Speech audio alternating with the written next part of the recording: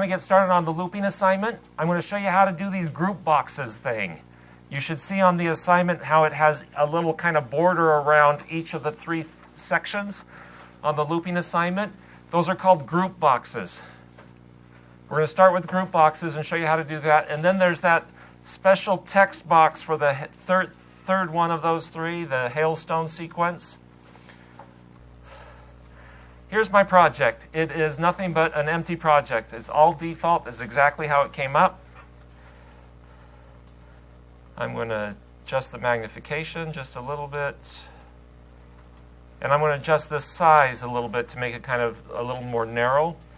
To adjust the size, I click on the title bar up here where it says main window.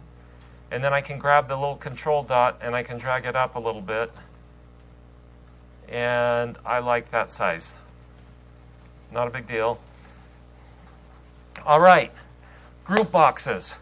Group boxes are just a fancy way of providing a nice little decoration. They are not required to be used in your assignment, but they're useful. They're pretty. So I'm going to go to my toolbox. And in my toolbox, I'm looking through the common WPF controls, and it's like group box is not listed there because it's not one of the common controls. I have to click on this thing that says all WPF controls. And now I see something called group box. You can see that listed right there alphabetically. All of the items are listed there. I'm going to grab a group box. I'm going to drag and drop it onto my window. I'm going to kind of size it so it's about 1/3 of the window. And I'm going to go grab another group box and do the same thing again. Grab it, size it. Feels good. You can grab a third group box, drag and drop it onto the assignment or onto the window. I'll make this one a little bit bigger. Isn't that beautiful? I have 3 group boxes. They're all named group box. Group box, group box, group box.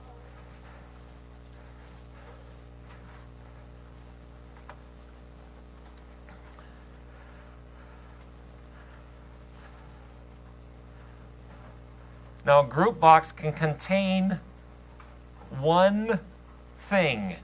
It can contain one and only one control. You can choose which control you want to put in there. Some of you might say, well, I want to, don't do this. What I'm about to do, don't do this, okay? Just watch for a second. I'm going to go grab a button, and I'm going to put it in my group box in the middle. It's like, okay, great. I got my button, and I'm going to move my button to where I want it to be. I like that button. Then I'm saying, okay, I'm going to go I need to put in a couple of text blocks. So I'm going to grab a text block. I'm going to drop it in my group box, and where'd my button go? Oh, man. Oh, man. So I'm going to get the text block where I want. Maybe I did something wrong. I'm going to grab my button, and I'm going to put my button inside the group box, and the text block disappeared. You could do this till the cows come home. Group box will contain one and only one thing. Because of the way containment goes in a group box, we want our group box to contain several things. If you remember from the assignment, right? Because you all have it sitting out in front of you. I'll flash it up here on the screen just to make it look a little bit more interesting. Nope, wrong assignment. Don't look at this one. This one's Python. All right. In the assignment, you see how it's supposed to be laid out. The middle one we're going to call loan calculator. We're going to have a text block and a text box, a text block and a text box. The first one, we're going to have a text block and a text box, a button, and then some kind of answer. These two windows are laid out almost identically. The third one is a little bit different. So let's start with the first one. In order to use a group box that contains more than one thing, we have to put in something that can contain more than one thing. That's called a grid. So I'm going to go to my toolbox, and I'm going to grab a grid, and I'm going to drag it into the first group box. I dragged and dropped the grid into the first group box. And you can confirm that it got dragged in there. If you look inside here, it says there's a group box and it has a grid inside of it. That's how you can confirm if things landed in the right places.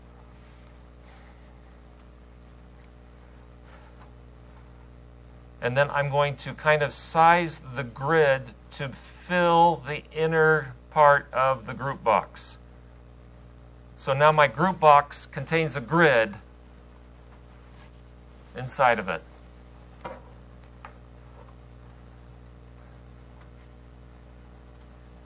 And now I'm going to start putting in those text blocks and text boxes and buttons. So this is a little bit, nope.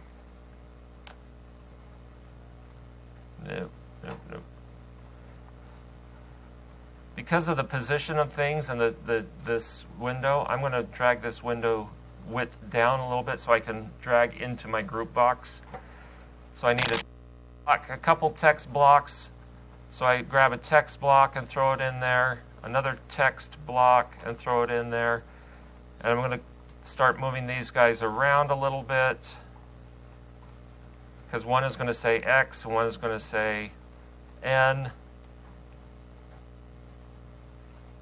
And then I need a text box that goes with each of those. And another text box. I'm kind of getting things crowded in there. Drag things down just a little bit.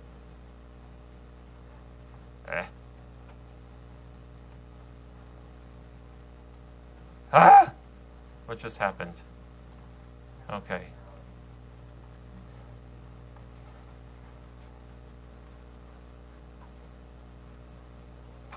Okay. I kind of like the layout of that so far. The assignment says, let's see, the assignment says text block, box, block, box, button, and text block. So I need a button. And then I'm going to have a text block below the button. Your layout can vary. Now, because of this text block, it's going to be printing out some kind of answer. I'm going to make him wide. I'm going to resize him just a little bit so he's wide. And I'm all for aesthetics. I'm going to change him to be aligned center. So with the text block selected, I'm going to come over to the properties that are over here.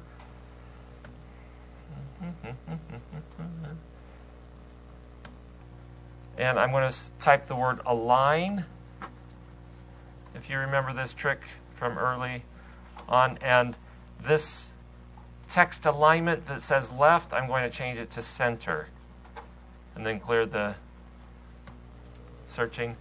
And so now I have things reasonably laid out. That almost looks pretty. Almost. You with me so far?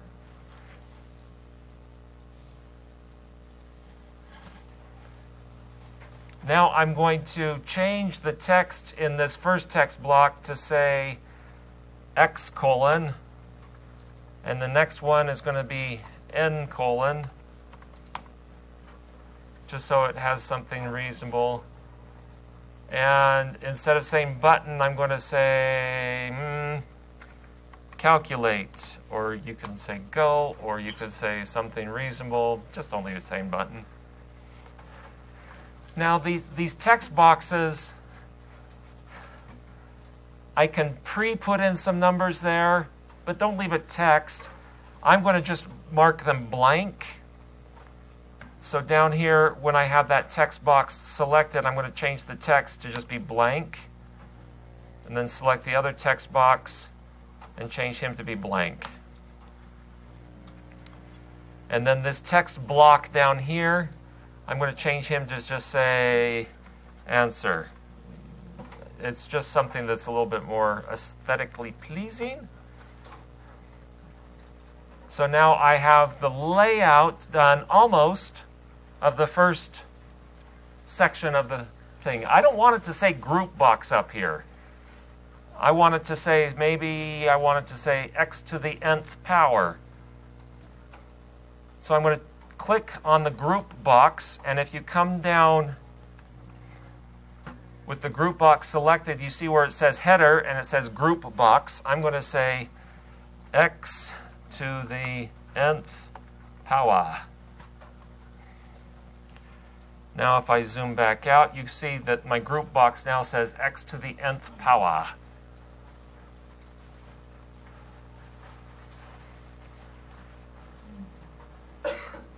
Everybody doing okay so far? Need me to pause for a moment? I know.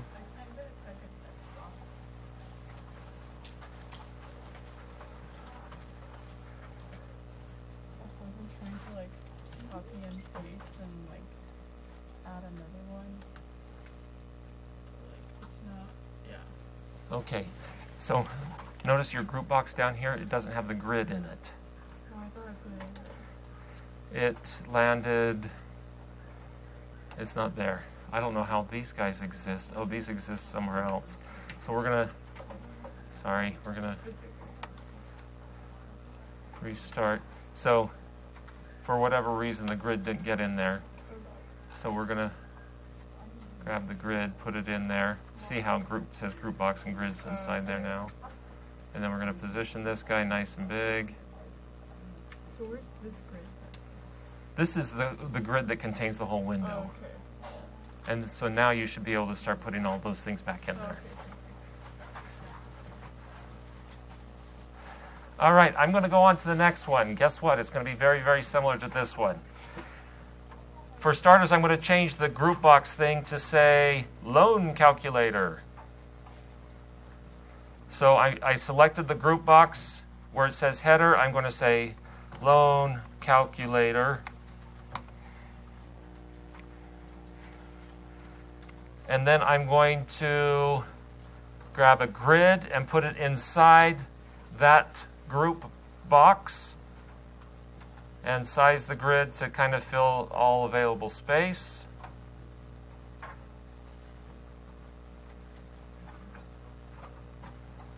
And then I'm going to be putting in similar things. I need text block, text box, text block, text block, box, a button, and a text block.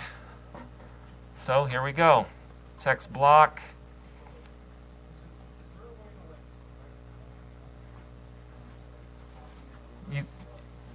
You want to, well, yes, but yeah, it's complicated, unfortunately. So, but yes, that's good thinking. So I'm getting the text block and the text box on there. Another text block. Another text box.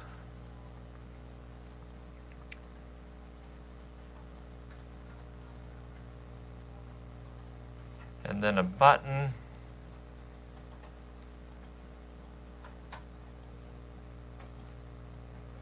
Hey, Taylor. And then a text block. And here I'm grabbing the text block and making it nice and large. And I'm going to change the alignment on there. So selecting that text block, I type a line in the search of the properties and I change to center. So I have a reasonable layout of my controls.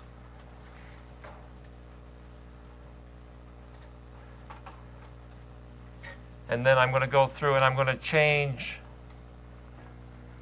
One says loan amount, one says monthly payment. I'm going to just say amount for this one because I don't have a whole lot of space. Amount and a colon, and then this other one I'm just going to say payment colon. And the button, I'm going to say calculate again. And this text block down here, I'm going to say answer.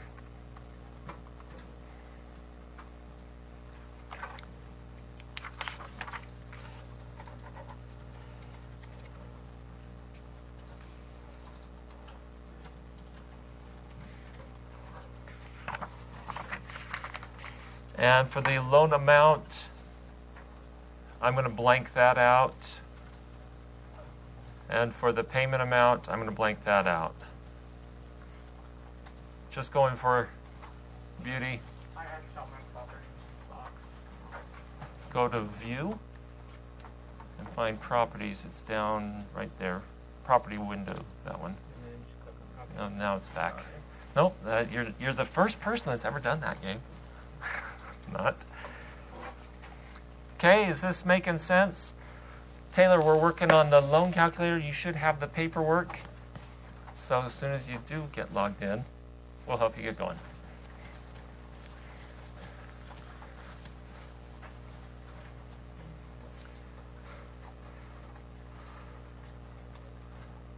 Everybody doing okay?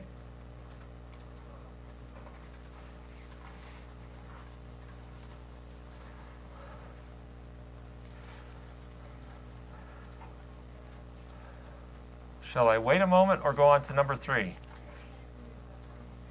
Say again? 3 seconds.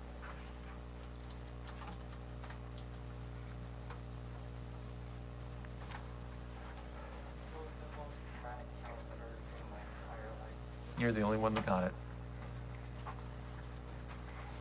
Thank you, Gavin.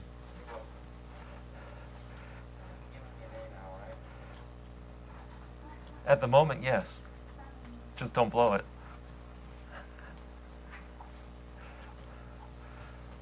Okay, we're going to go on to the hailstone sequence.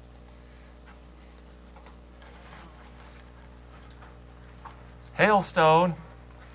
So this one, I'm going to change the group box to say hailstone sequence.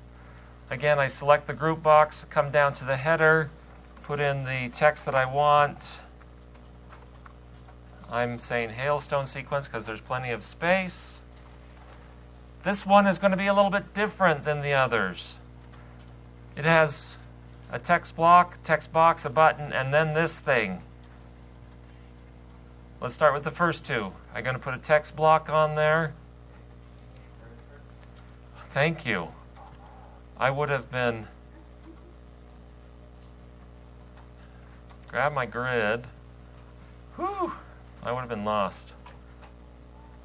I would have been pounding the computer saying you're busted. All right, I put on my grid. Thanks to Gavin.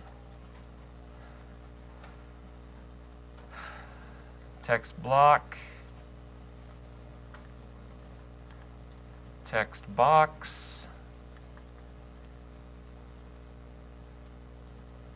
And then a button. And I'm going to fix these right now. So the first text block is saying something like starting value. I'm just going to say start. And instead of having the text inside the text box, I'm going to take that out and change the button. I'm going to say calculate.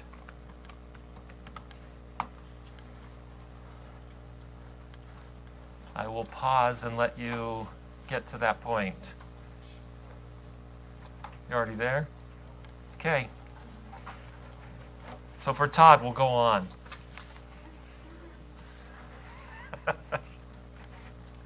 All right. This next one, what do you think this control is? This guy right here, where it has this big box and it looks like it has multiple lines of text. A list box is one guess. It's a good guess, but it's wrong. It's not a pop-up. It is actually a text box. It's just a text box. Inconceivable, I know. So we're going to grab a text box. And I'm going to position it. You can actually make a text box nice and wide. And I mean, no. I don't want to rotate it. I want to make, so I made it this big, huge, multi-line kind of thing. And I'm going to change the text that's in the text box to just say answer, just kind of like what we've done with the others. But this one's going to be very different than the rest. The other ones where we said answer, these were text blocks. This is a text box, and we're using a text box for a couple of reasons. One is we have a lot of text to put in there, and there's going to be multiple lines. So we want something that will work with multiple lines, and we want it to be able to scroll, but we don't want the user to be able to type in it. Normally, by default, a text box, you can type in these, and you can type text. If you look at the assignment and go towards the very end where it talks about the hailstone sequence, there's this paragraph right here that's very important that a lot of you skip right over.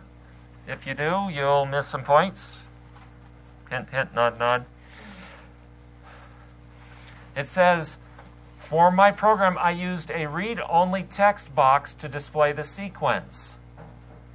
A read-only text box is one with the isReadOnly property set to true. We're going to stop right there. So I need to set the isReadOnly property to true. So we're going to come back to my text box here, and I'm scrolling through here, and I don't see the read-only text box, the property, so I'm going to just type read, searching for it, and there it is.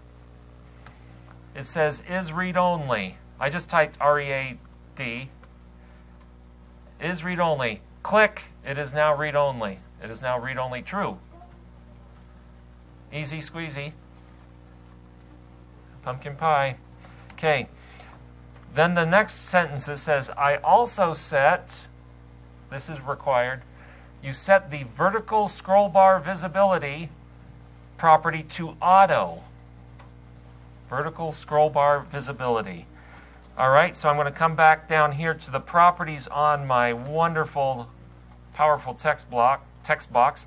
I'm going to type vert. Oh, I just typed vert, and there's this something here. I'm going to put my mouse over it. Hey, this is the vertical scroll bar visibility property, because you can't read it all right here. Right now it says hidden. I'm going to click on that drop-down box, and I'm going to select auto. The way your text box looks right now has not changed, but its functionality when you're running has changed. And I will be testing for this, and you will lose 5 or 10 points if you don't follow these two things, making it read-only and turning the vertical scroll bar visibility to auto. Okay?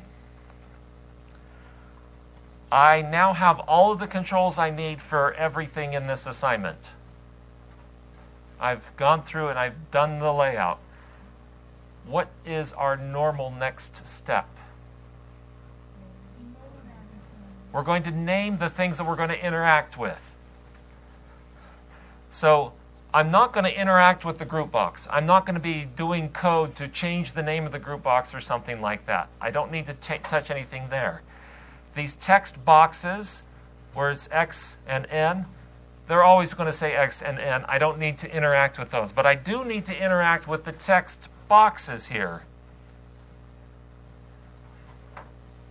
So I'm going to select the first one, and I'm going to do TB, and this is X. You can call it whatever you want. And the next one I'm going to call TBN. Now keep in mind, in my code, I'm going to be interacting with TBX and TBN, and I'm going to get the text out of that and make it an integer variable not called TBX or TBN. So don't name them X and N, because you're going to have those elsewhere. Now this button, I want to give it a name. Now notice I have 3 buttons, all say the word calculate on them, but they're all 3 different buttons and they have different powers and abilities. They're all heroes in their own right. So we're going to take this one and we're going to say this one's button power. You give it some unique name. Make sure you're following camel case. And then this answer box, I'm going to call it TXT power answer. ANSWER. TXT power answer. Because this answer box is different than the second one that has an answer box, and it's different than the third one that has an answer box. So now I'm coming to my loan calculator. This is my loan amount, so I'm going to go TB loan, loan, and I'm going to call this one TB payment. And the button I'm going to call BTN loan. Just need to give it some name. And then this one's going to be TXT loan answer. You can choose your own names. Make sure that they're unique in all the world of this program. Make sure that they're following camel case rules. Now for my starter. For my hailstone sequence, the text box, I'm going to name him TB start, because it's the start value. The calculate, I'm going to call it BTN hailstone. And the answer, I'm going to call TB hailstone answer. If I could spell. Hailstone answer. I have now gone through and named all the controls that I care about.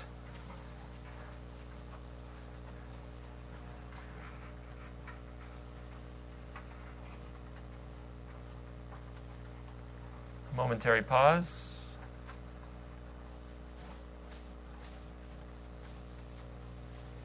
You're way ahead, Gavin. You're not saying anything. Okay.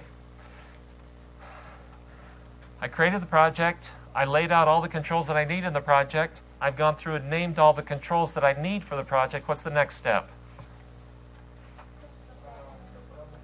Double-click the buttons to wire up the event handlers. So I'm going to the first one, x to the nth. I'm going to double-click on the calculate button. Momentary pause. It creates BTN power click. Hey, that's a pretty cool name.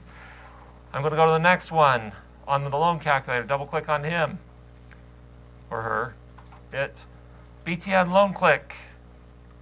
And finally, the last one, the hailstone. BTN hailstone click.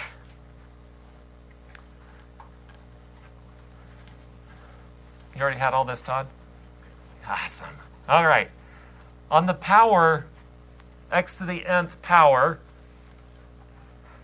we have two strings we need to get a hold of.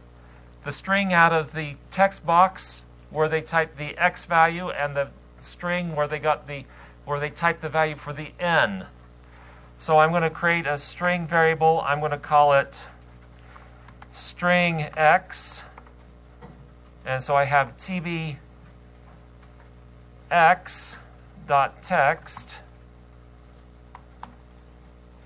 And I'm going to do the same thing for string n, which is tbn.text.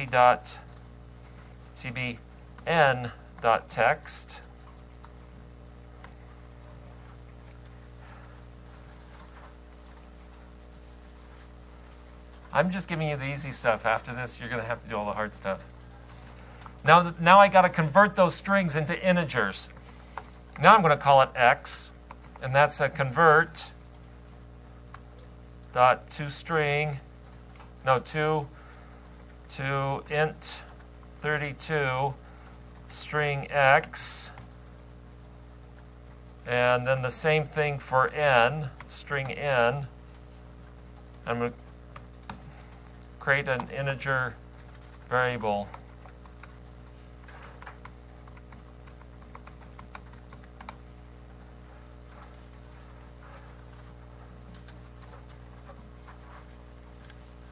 Okay, so that's your power click for x to the n. Here you're going to do some looping. Remember this assignment, you have to use each one of the three different looping types, one for each one of these. Your worksheet gives you some great examples that might work really here, factorial, that might be a very useful way of doing the mathematics and the looping that on the worksheet, factorial, that might be helpful. So after you calculate, you're going to display the answer. In our case, this is going to be called txt power answer dot text is equal to some answer. If I could type. You're going to put the right answer here. I'm going to say insert right answer here. Practically wrote it all for you other than the loop part.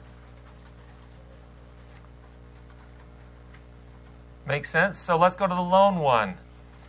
How's the lone one going to play out? It's going to play out the exact same way. But we're going to do it a little shorthanded, a little bit differently. So we have a loan amount, and that's equal to something. I'm just going to put 0 for right now. And we have an int payment amount, and that equals something. And then we're going to, I'm just kind of calculate the loan payments, and then display the answer. So what are we going to do for the loan amount? Well, we're going to do the same thing that we did before, but a slightly different thing. I'm going to take this convert. We're going to shorthand it just a little bit. I'm not using string x because string x doesn't exist here, but TB loan does. So I'm just doing it in a slightly different way. Functionally, it's going to be doing the exact same thing. Here it says, take the text out of the loan text box, convert it to an integer, put it into amount. So this guy's going to be the same thing, only different. I think we called it TV payment. We did. And so now I did what previously I did with 4 lines, I just did with 2 lines now. I'm creating an integer variable called amount.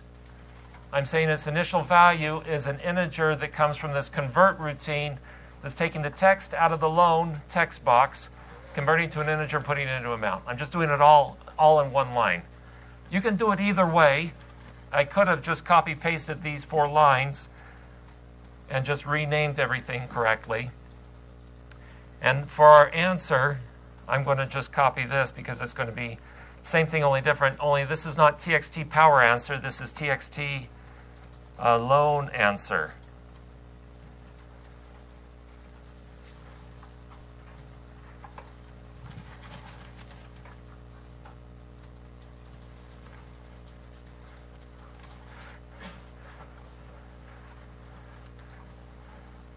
Is this making sense?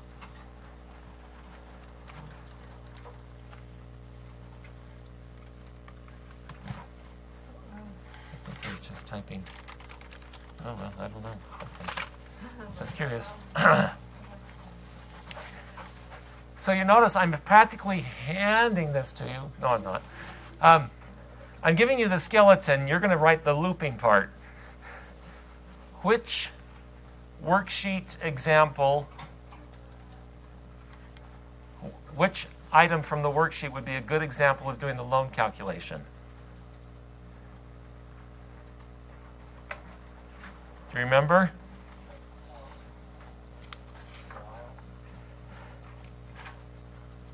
So a loan is we're going to loop until the loan amount gets to 0 or below, right? What's an example of us doing a loop that was based on reaching a number? Number 2, worksheet number 2, where we did a do-while loop that adds the number starting from 1 and ends when the total is more than 100. It's the same thing, only different. Instead of adding, you're subtracting, and instead of 100, it's 0. Done. Practically handed it to you. Okay. Hailstone is going to be different. So I'm going to copy one of these lines because I have one text box that I need to get a number out of. We called this TB start. And so I'm going to call this start. Whoa, that's great. Start. All right. Now this one we need to loop.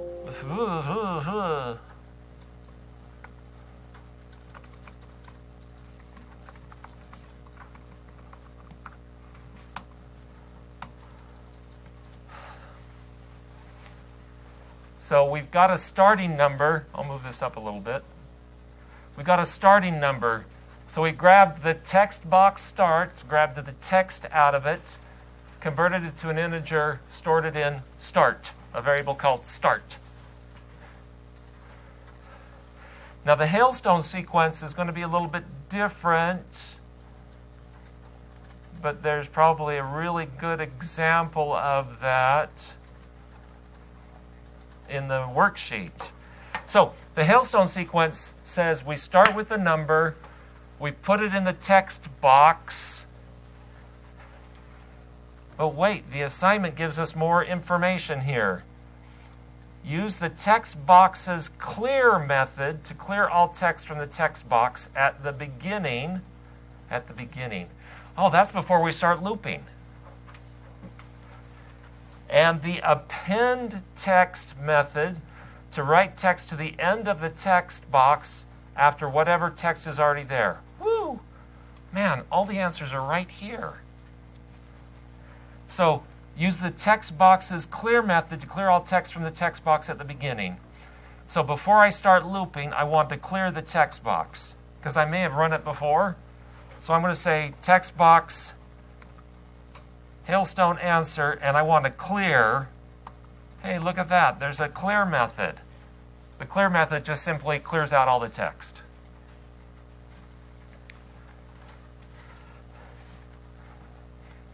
And then it says I'm going to do some kind of looping thing here.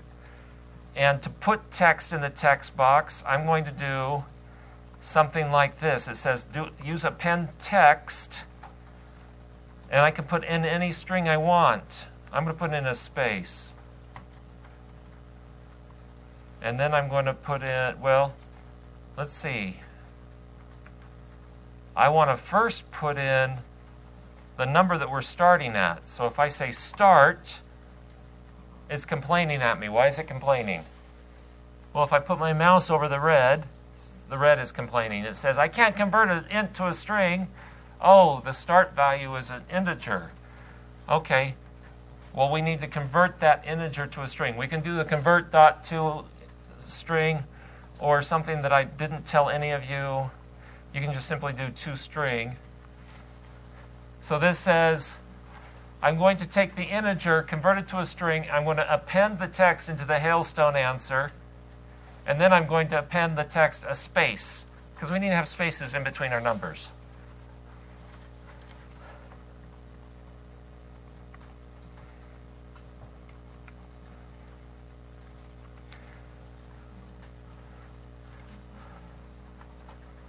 So if I were to run this right now, the hailstone sequence, it's going to take it a minute.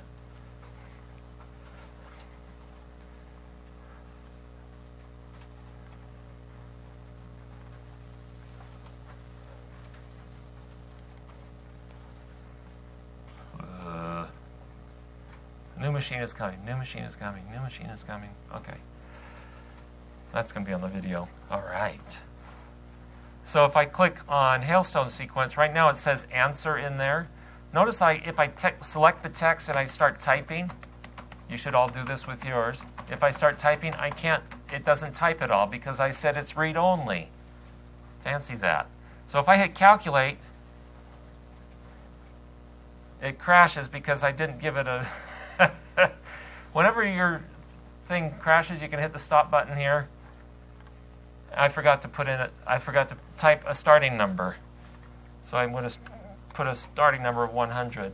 Notice how it put 100, and if you kind of highlight all the text in there, you can see that there's a space after the 100. It's really, really narrow. But anyway, I know that my code is working so far. It read the number 100, converted it to an integer, then converted it to a string and put it in the text box and put a space in there. And if I hit that again and again and again, it's going to just keep replacing it. All of the rest of the instructions are in your assignment sheet. for how to do these. Between your worksheet and your assignment sheet and maybe projects that you've done before, calculator assignment or the tic-tac-toe assignment or whatever, you'll be able to work through these. Are there any questions?